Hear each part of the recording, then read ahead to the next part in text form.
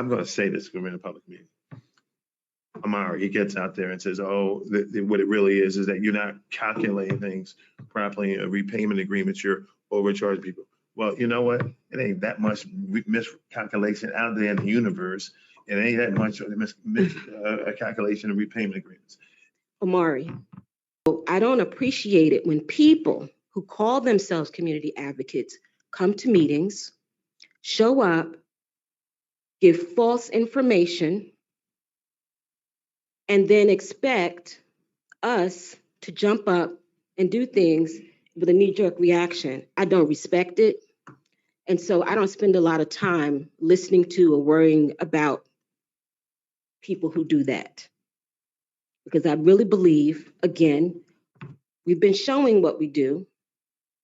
What I wish is more residents, both public housing residents and housing choice voucher residents, would speak up about what they know to be true.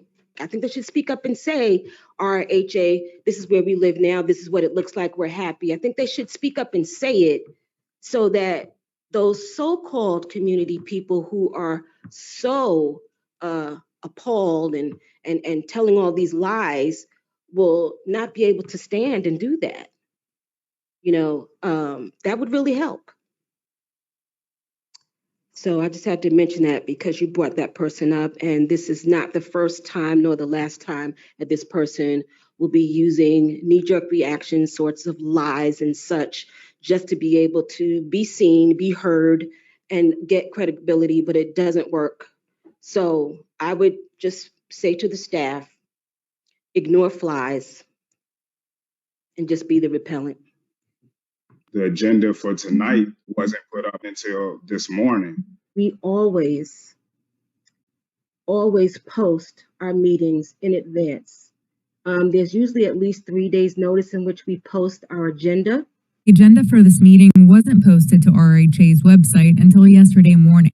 There are going to be people who are going to come and say many times that the residents did not know. I'm not sure what their reason for saying that is. And residents and members of like Creighton Court Tenant Council had told me personally that they weren't even aware that that vote was taking place that evening.